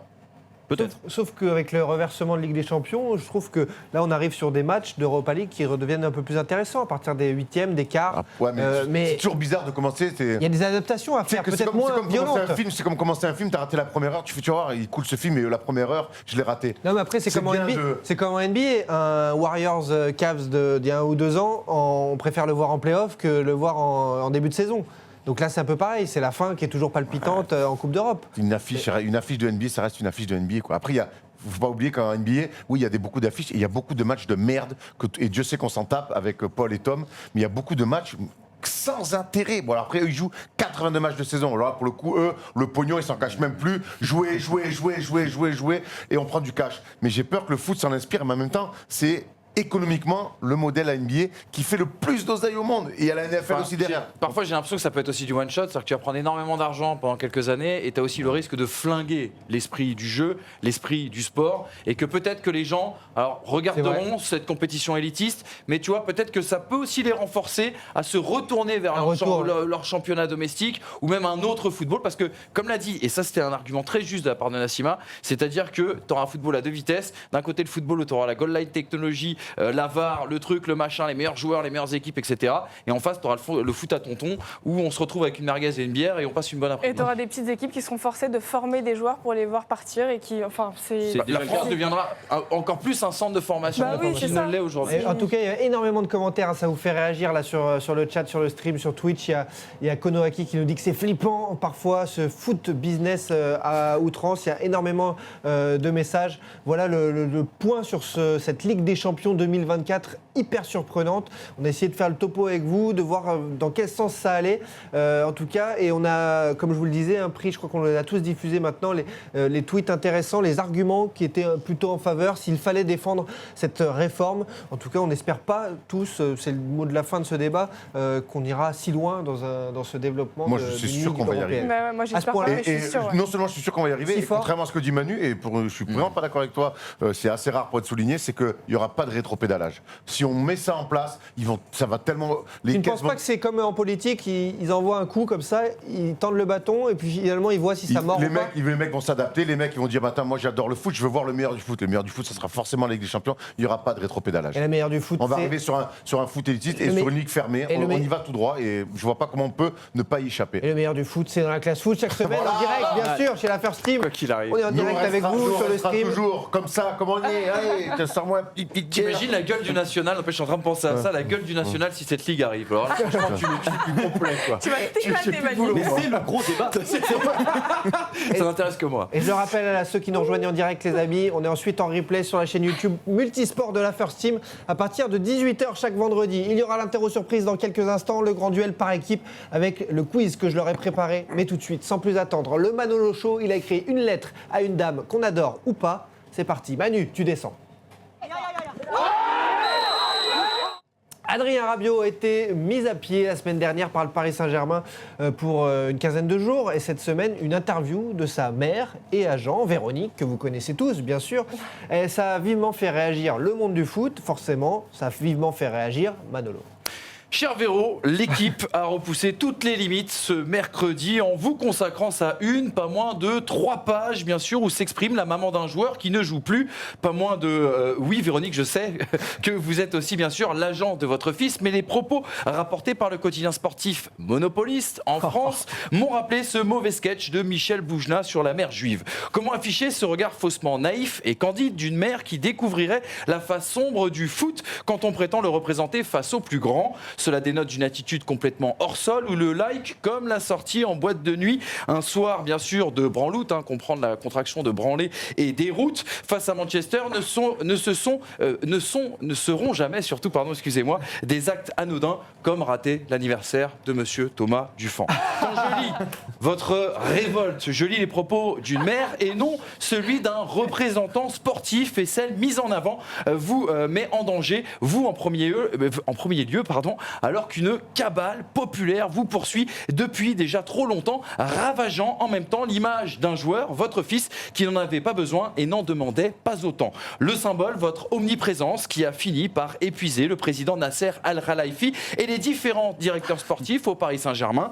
Votre omnipotence, qui a eu à l'usure le président Noël Le Graët, qui cherchait pourtant la médiation, la preuve claire d'un manque de discernement. Car oui, ma chère Véro, et ce n'est malheureusement pas à vous que je vais l'apprendre, le foot est comme le monde, aussi terrifiant qu'injuste, et il faudra s'y faire. Neymar aura toujours plus de privilèges que de liberté qu'Adrien, et je vous rassure, c'est exactement la même chose pour moi quand je me refais reprendre toutes les semaines sur ce plateau, sur mes fringues, et que je constate que les stars de ce plateau, justement, se sont elles-mêmes permis quelques excentricités.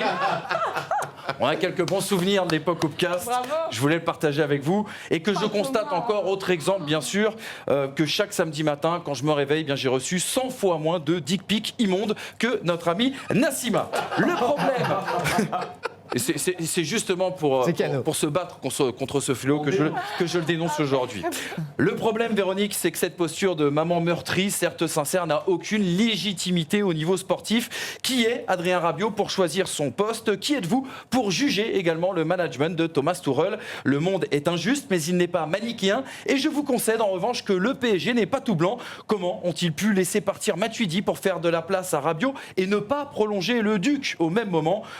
Pourquoi Paris ne l'a-t-il pas vendu l'été dernier avant que les choses ne s'enveniment? Je lis votre étonnement et ce déclassement comme celui d'un enfant passé de pourri gâté à banni, car l'histoire d'Adrien est aujourd'hui celle d'un gamin de 20 ans, présenté comme le Steven Gerrard du PSG, à celui d'un adulte qui n'a plus le droit de s'entraîner avec ses coéquipiers, comme quoi Paris ne vous a peut-être pas bien habitué et ne l'a peut-être pas bien éduqué. Si l'on ajoute à cela l'histoire immonde de la prime retirée lors des décès, qui vous ont touché, j'avoue ressentir quand même une certaine empathie qui me force à croire que face à ce lynchage, dans des temps aussi difficiles pour votre clan, il est grand temps de réagir. Le placard n'est pas qu'un film de Francis Weber, c'est aussi une réalité que vivent d'autres joueurs, d'autres Français qui n'ont heureusement pas eu à mettre en scène un faux coming out pour en sortir. Mais Véronique, cette mise à l'écart doit sonner la fin de la comédie, car si vous êtes bien sûr, à n'en pas douter, une femme incroyablement forte et aimante, votre fils a besoin d'être entouré sportivement. Laissez faire les professionnels, car la carrière d'Adrien Rabiot prend déjà des arrière-goûts de gâchis, joueur jusqu'ici utile, mais toujours pas indispensable. Bravo. Bravo Manu. Il y a Damien Scaletta dans les commentaires qui nous dit si ça finit au prud'homme, le PSG va prendre cher en France, on ne peut pas empêcher un employé de travailler. Je pense que quand même, ils ont du monde au juridique au PSG, ils savent faire. Et il n'y aura pas de souci, à mon avis, ils vont juste se Il y a séparer. des mecs, on met au placard. Enfin, nous journalistes, on connaît des mecs qui ont des émissions, des prime time et tout. Et du jour au lendemain, ils se retrouvent à quasiment rien faire dans des rédacs. Ils viennent, ils font 2-3 off, ils donnent 2-3. Oui, ça arrive. Donc oui, je vois pas en quoi le PSG, ils ont le droit de faire ça. À Quoi. partir du moment où ils le payent ou voilà, C'est ça. S'ils veulent il a le faire été à la chancer faute. FA2 toute la saison et le payer un prix de, ils en ont le droit, quoi. Il me semble, quoi. Tout de suite, c'est parti pour le grand match. On termine l'émission en fanfare. Il reste 9 Qu'est-ce qu'il y minutes. a, Thomas Dufort 9 minutes de show. Thomas Dufort trépigne de la patience. Il aimerait participer à l'émission. Mais vous le savez, il a été suspendu la semaine dernière pour une semaine. Il reviendra la semaine prochaine. Donc c'est parti pour l'interro surprise. Maxime Orbet, Nassim Adriouache, son coéquipier cette semaine. Équipe de luxe, équipe de choc face à Emmanuel Moine et Erwan Abotrette. Dans les starting blocks, les tontons, les nighters sont concentrés. La jeunesse flamboyante aussi. C'est parti comme d'habitude. Nassim n'est pas dans l'équipe Nighter. Non, je suis dans l'équipe de la jeunesse. La jeunesse Laisse-moi flamboyante. tranquille, dans la jeunesse flamboyante, ça me va très Oui, bien. oui, elle peut, Laissez-moi mais en effet, tranquille. elle a double casquette, j'avoue.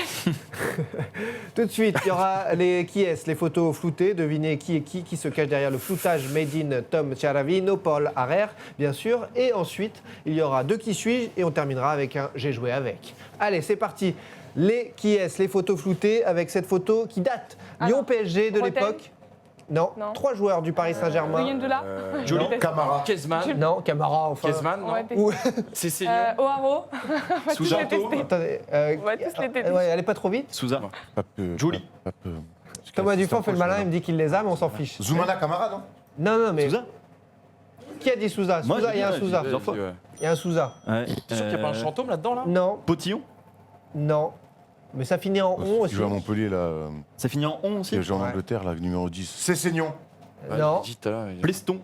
non, un défenseur au milieu de terrain. Ah, il y a David Elbuic, non Non, pas loin, ouais. Non Il y a, il y a- il y a Ah, un je sais 6. pas, là. Un 6. Smith. À gaucher. Makelele. Non, un 6 gaucher. Où tu vois Makelele Je sais pas, Clément. Clément, 2-0. Clément, putain, Et c'est vrai que enfin, t'as un un grande défenseur central ou numéro 6. Qui a joué à Lorient. Putain. Potillon, c'est pas. Non. Non, Attends. Attends, monsieur. Lorient. Potillon, presque. C'est qui, lui qui a joué Lorient. à. Potillon. Il est parti où aussi en dehors de Lorient Il était à Guingamp aussi. C'est une belle époque pour le PSG, ça. Bon allez, je vous l'enlève. Vas-y. Affiche, affiche. Bourillon, putain. Oh, Bourillon. C'est à lui que je pensais. 2-0. Ce mec-là. Putain. Qu'est-ce que je m'en branle de cette équipe. Oh, 2-0. grave. Ah, c'était un choc de Ligue Par 1. contre, moi, quand je fais, Mais le maillot quand je fais était pas magnifique, l'émission, on par m'insulte en régie. L'autre, il y a eu une photo, il est insupportable, il va prendre un crampon plat de fer. Hein. C'est nul aussi, c'est nul. Jette-lui. Tom, il est. Tom, il est. Oh, il casse le matos. On est dans une mouise. On a encore perdu du budget. Bref, on avance. T'inquiète pas pour ça. C'est- Papa est là. Papa est là. Justement, c'est pour toi, Erwan. Là, tu dois l'avoir. Tu Bien dois sûr. l'avoir. Zamorano Ravanelli. Non. Non. Non, attends. L'Inter de Milan. Salas derrière. Marcelo Salas. Ah, c'est pour ça que je pense. Attends, non. Recoba. On est 4 Non. Mais il ressemble Laurent pas à Blanc. ça. Ah. Putain, les grandes jambes. Rakoba, il ressemble pas à ça. Eh, c'est horrible. Il y a un mec en régie là, nul, t'es nul. Ouais. On va te faire un grec et reviens nous voir. Nul. Insupportable. Alors vous allez voir plein de maillots et vous allez me dire quel est ce joueur. C'est le même joueur à chaque fois. hein. N'essayez pas de trouver 6 joueurs différents. Ah, mais c'est. Ah non, attends. Ortega. Bonne réponse, 2 buts Putain, partout, bravo. égalisation. Bien joué. Ariel Ortega, River Plate, l'Argentine, passé également par la Pablo Turquie, par Parme, par la Sampdoria, Quel beau joueur. Valence, bien sûr, Ariel Ortega. On peut afficher sa trogne. Voilà, Ariel Ortega, beau joueur. Bon nighter aussi. 2 joueurs qui ont eu une année 98 particulièrement flamboyante. Ils étaient jeunes, ils étaient beaux, ils formaient un Trezeguet duo Henry. magique. Non, c'est Henri. Il y a Henri. Il y a Henri. Ljungberg, Henry, non. Il y a Henri. Non, il y a Vieira, t'as Non. raison. Il y a Vieira, Henry. qui a sorti C'est Vieira C'est Max qui a 3 buts à sorti 2. le premier. Bergkamp, Ljungberg. Non. Petit. Petit, bien sûr. Regardez Ah, la Coupe du oui, Monde, oui, la oui, Coupe du je Monde sais. au milieu. Qu'est-ce qu'on est con. Bravo. Vieira Petit, on est à 4 buts Oh à 2. là là, Ils c'est un étaient groupe revenus, malade aujourd'hui. ils ont refait le trou. Quel est ce petit bambin, ce gamin que vous allez voir en photo avec un indice Torres. Son maillot, Ramos. exactement, bien joué. Ah, merde. Ouais. Fernando Torres, le Ouais. bambin. Belle coupe, hein. Beau 5 match. buts à 2 pour Nassima Il et a la même Maxime. tête que Oh là là. Un peu aidé par qui Il Maxime. a la même tête. Qui sont ces deux joueurs qui se sont chamaillés en 96 en finale de la Ligue des Champions? Pourquoi je prends ce Ah ton ouais, c'est pas Oula. chamaille. Alors que Bogart, Kluivert, J'aurais dit. Ouais. On n'est pas loin. hein. Rijkaard. On n'est pas loin. On n'est pas loin, 96. T'as pas un Ligue des David Champions. Un Litmanen Davids, 5 buts à 3. Et Et l'autre. enfin un attaquant. Kluivert. Non. Canou. Canou, 5 buts à 4. Bravo. 5 buts à 4, en effet, Oh là là. les joueurs de l'Ajax. Nwanko. Belle photo de l'époque. Qu'est-ce Allez, que eh, j'ai adoré cette équipe de la l'Ajax. bagarre à belle, hein. l'époque, hein, c'était la vraie bagarre. La vraie bagarre à l'époque. On continue, c'est qui est avec ce joueur qui a marqué l'histoire du football. En 2000, il jouait à West Ham. Ah non, Anelka. je me suis trompé. C'est Anelka. son anniversaire, Nicolas Anelka, bien sûr. Bon anniversaire, Nico. 6 buts à 4. C'est une Autre belle joueur. génération d'attaquants quand Autre même. joueur qui a marqué l'histoire du football. Il jouait à West Ham en 2000. Bernard Lama. Non, pardon. Gignola. Ah ouais, ça aurait pu. Il ressemble. Non, il a marqué. Maillot Fila. West Ham. West Ham en 2000. West Ham en 2000, tireur de coup franc. Grande carrière en Mihailovic. Angleterre. Non, je joue là-bas. Il a marqué l'histoire du foot. Sibierski, non. Immense. Pas avec West Ham, il a marqué avec un autre club avec qui il est resté des Anglais années. Anglais, bien sûr. Toute sa carrière d'Angleterre. Ah, Teddy Sheringham. Non, Non. plus petit, milieu de terrain, relayeur. Lampard. Non. Lampard, bonne Lampard, réponse. c'est oui, il commence à 7 West buts Ham. à 4. Il a commencé à West Ham, le Putain, minot. Ouais. Et Putain, la enfin, coupe. on sait que c'est une tradition lors des PSGOM, ils adorent se rouler des pelles. Quels sont les deux joueurs qui dimanche dernier ont tenté la pelle? Ocampo, Ocampo, c'est- Kimpembe. Kimpembe. Kimpembe, Yes. 7 buts à 5. Bien joué. 7 buts à 5 pour cette incartade en effet entre ces deux joueurs. Son Jonathan est super banco. nous. Tout est à faire en On est effet. bien, là, Manu a attends, raison. on est à 7 deux buts à points. 5, ils sont en embuscade. On sait que ce n'est pas bon de mener au score dans cette interro-surprise de la classe foot. 7 buts à 5, ça se gère, mais c'est un petit avantage, léger. Il reste 4 minutes d'émission. Qui suis-je? Quand j'étais petit, je jouais au foot dans la rue. On faisait des tournois d'équipe, de rue. Et le saviez-vous, il y avait une canette de soda à gagner. Et moi, je me la donnais. C'était le Graal à l'époque. Ronaldinho. Ronaldinho. Avant de rejoindre l'Europe, j'ai offert 250 paires de chaussures aux enfants de mon quartier. Ah. Adriano. Et petit, pour avoir un terrain en bon état, il fallait que j'aille à celui de la prison près de chez moi, Ah, merde. au milieu Gabriel Jesus. des détenus. Gabriel Jesus. Bonne réponse, Ah, bien Gabriel Jesus. joué. 7 buts partout, 2 points. Par qui suis-je? Bien joué. Ça sent la remontada. Voilà, Il reste on a 3 jamais minutes dans été le temps mené 4-0. réglementaire. Souvent 3 craqué. minutes dans le temps réglementaire. Les deux équipes sont à égalité. On va voir ceux qui ont le physique pour tenir et le mental pour l'emporter. Qui suis-je? J'ai fait tout comme mon père. Il était joueur de foot, je le suis. Il était international, je le suis également. Valère Germain. Je n'ai connu que 4 clubs dans ma carrière. 2 en Angleterre, 2 en Italie. 40 sélections depuis 2009. Je suis un joueur réputé, mais pas forcément spécialement respecté, presque sous-coté même. Avant de percer, il m'est arrivé un drôle de truc, je vous l'avoue. Le 11 novembre 2008, un an avant mon premier match officiel en Ah, c'est pro, Rossi, non? Non. je me brise les 2 mains. Hein Embêtant quand on est gardien. Ah, merde.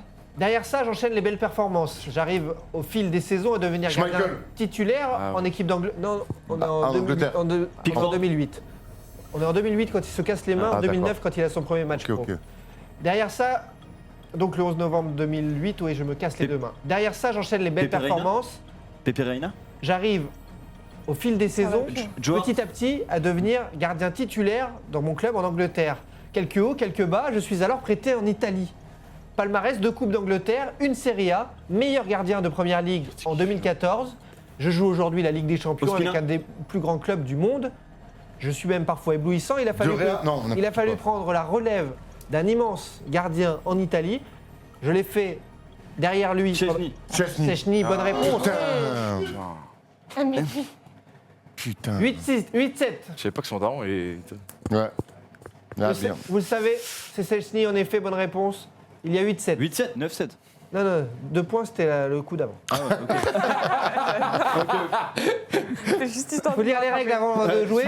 On ne peut pas arriver comme Oui, ça en dilettante avant les quiz. hein.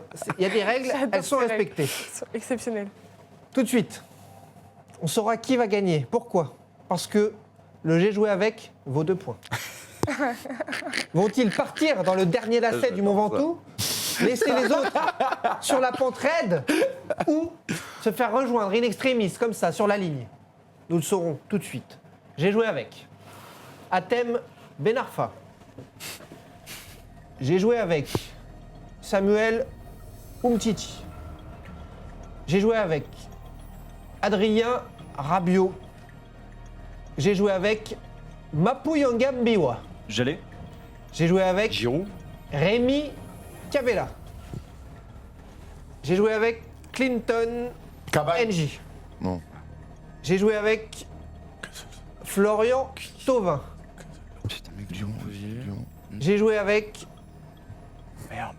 Henri Saivet. Saivet. CV. CV. CV. J'ai joué avec Il y a un qui joue à Rennes. Aymen Abdenour. Ah, J'ai joué avec merde, j'ai oublié leur place. Johan Sylvain. Gouffran. Merde, putain, t'as raison. J'ai joué avec Dimitri Payet. Comment il s'appelle Je vois les deux que tu veux dire. J'ai joué avec Blaise Matuidi. Sylvain et. J'ai joué avec Serge Aurier. Putain, il est passé. Ouais, non, mais attends. J'ai joué avec Étienne Didot. Il joue à Toulouse. T'as raison. J'ai joué avec Titi. Wissem Ben Yedder. Il s'est passé à Toulouse. Etienne Didot, non? J'ai joué Je viens de le avec dire. Ah ouais. Non, mais il y a tellement de name dropping, mon gars. J'ai joué avec Hugo Lloris. À Toulouse. Quoi Ouais, non, mais attends, c'est trop non. chaud ton truc. J'ai joué avec Ça me dit rien du tout. Dele Ali. Étienne Cabou J'ai joué c'est- avec Étienne Capou. Oh Ah, putain, putain, c'est bien joué, putain. Étienne Capou. Il est pas passé à Lyon. J'ai joué avec Étienne Capou. Ah, Putain, non, mais attends, mais c'est qui? putain, c'est qui? Attends, attends. Il n'est pas forcément. Attends. Il peut être international. Oui, mon oui, joueur. que j'allais dire. L'attaquant. Il n'a pas forcément Elmander. joué. Non, Qui Elmander, mais non, c'est pas lui. Non, c'est un Français. International parce qu'il n'a pas joué à Lyon. Canouté. Non, Non. n'importe quoi. Attends. Il est avec les Ah, Bleus. Gignac, Il est Gignac, avec Gignac. les Bleus aujourd'hui. Non. Gignac, non? Il est avec les Bleus aujourd'hui. Pour la mode de la vie. Sissoko Sissoko, bonne réponse. Bien joué. Oh non. Bien joué Maxime Orbet, c'est Ah mérité ouais. quand même de faire la course en tête. Parfois ça a du bon. Il joue avec Félicitations Guardiola. Maxime, félicitations Nassima. En- en- C'est la victoire cette Antiba, semaine. ouais, En équipe de France, c'est Ah, ça mais qui. c'est de la baise. Ça, tu devrais pas dire que c'est de la baise. Mais Qu'est-ce qu'il y a les équipes nationales, ça fausse tout. C'est de la merde, son jeu. Merci à tout le monde de nous avoir suivis en direct pour cette nouvelle classe foot ce vendredi midi. Merci à tous ceux qui nous rejoignent de plus en plus nombreux comme d'hab à 18h pour le replay sur la chaîne YouTube First Team Sport. Partagez sur les réseaux sociaux comme d'habitude. Faites-nous plaisir et discutez avec nous. On est là aussi pour ça, pour se régaler ensemble de notre passion commune. Merci à toute la régie. Thomas Dufan en chef, hein, c'est lui qui a le cut en régie, on le sait. Et il y a Polo, il y a Tom, il y a tout le monde. Bien, on va lui demander si on peut aller manger, vu que c'est lui qui a bien Normalement, je vous donne le go. Il est 13h, les amis. On va pouvoir aller manger, a priori. Et on vous dit à la semaine prochaine, en forme. Et très bon week-end sportif, bien sûr. Et on se retrouve très vite sur les réseaux de la First Team. Bye bye.